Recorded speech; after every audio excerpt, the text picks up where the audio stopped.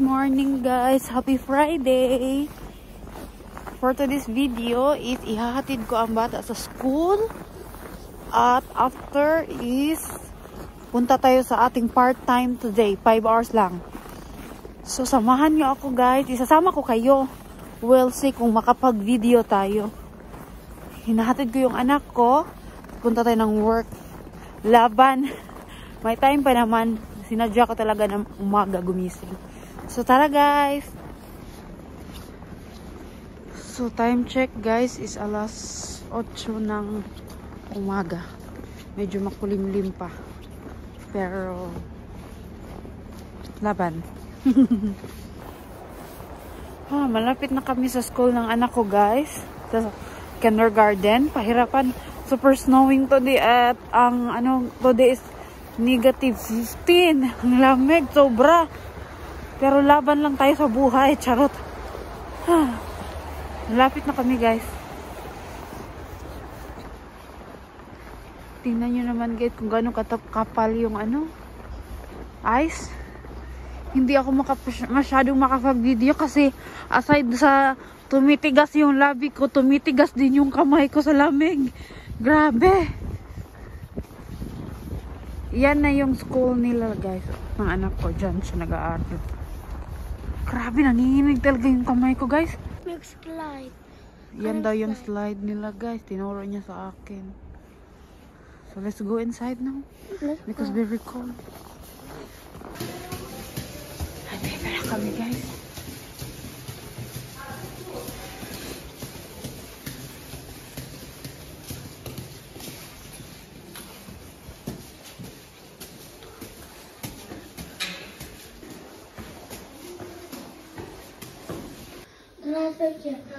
Доброе утро. Kain okay? You make video? Yeah, I'll make. Uy, where's my kid? I will make your zinka. I will make your zinka.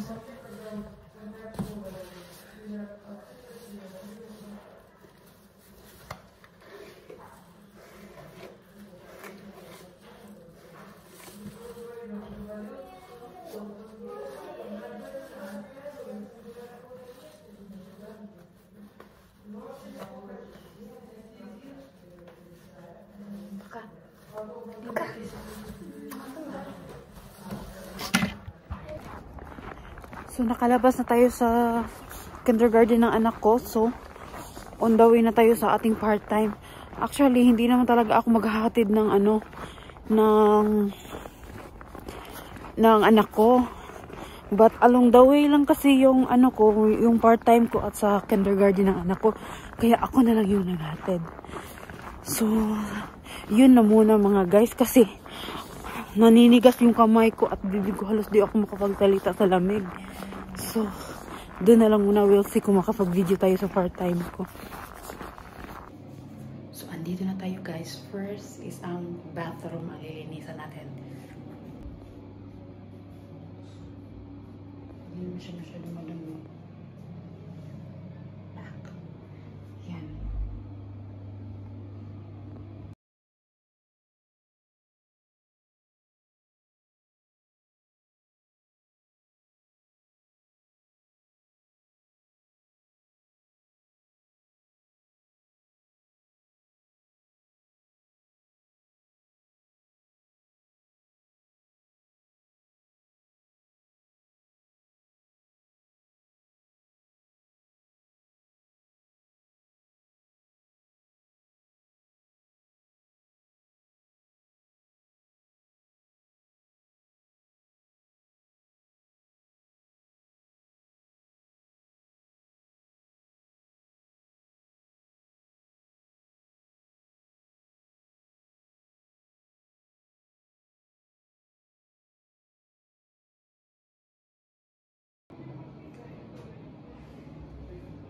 So, malinis na guys.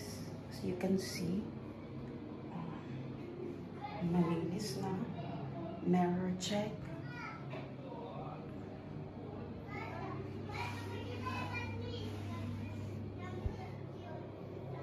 Floor.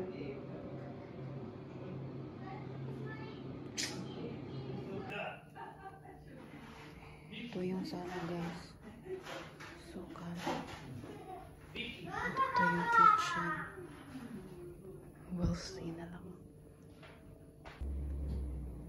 So, ito na yung after guys. Madumi pa rin kasi may mga bata.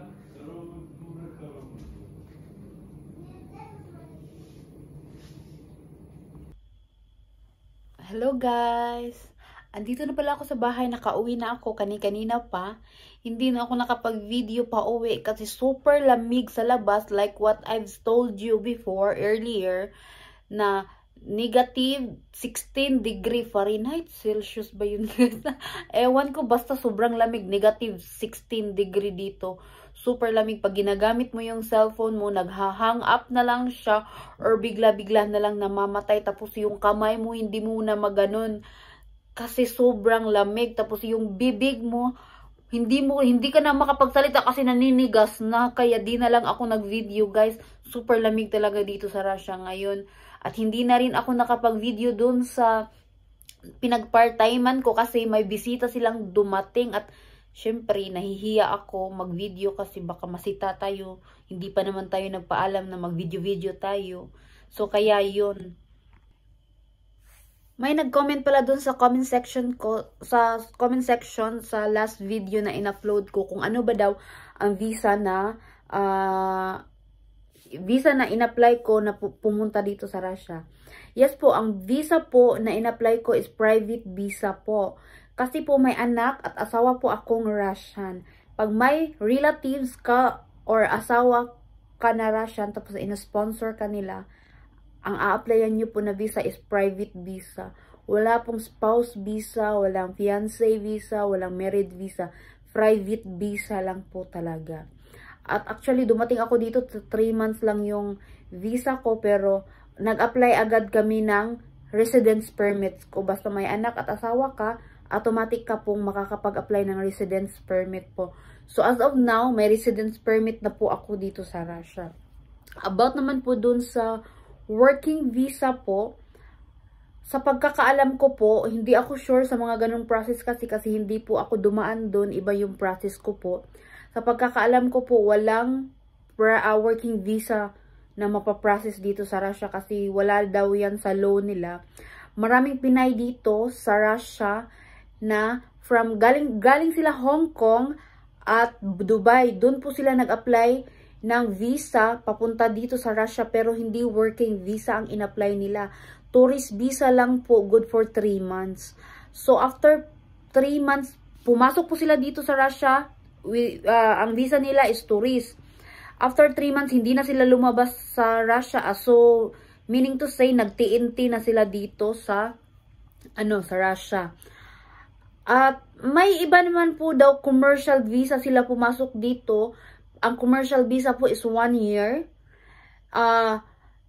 Yung iba, kasi kaya di na sila nag-TNT na lang sila kasi dito sa Russia di mo marirenew kasi yung visa mo. Kailangan mo mag-exit pagkatapos mong matapos na yung visa mo ba, kailangan mo mag-exit. So yung iba hindi nakapag-exit kasi nga naabutan ng pandemic. So yun, nag-TNT dito sa Russia. Actually po, halos siguro 80% po ng mga Pilipino dito sa Russia is TNT po. Taguan na lang po sa mga pulis. Umiiwas na lang po sa metro.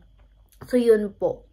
So I hope po nasagot ko po yung mga katanungan nyo at hindi na po ako magsasalita ng marami kasi hindi ko po alam ang mga ibang process sa mga ganun po kasi nga po dumating po ako dito sa Russia na private visa. As of now po, magto 2 years na ako dito sa Russia, is my blue passport na po ako. Yun yung kinatawag na permanent residence po. So, I hope nagustuhan nyo po yung video ko. And thank you for watching. And sana supportahan nyo pa po yung mga susunod na mga video ko. Bye po! Salamat!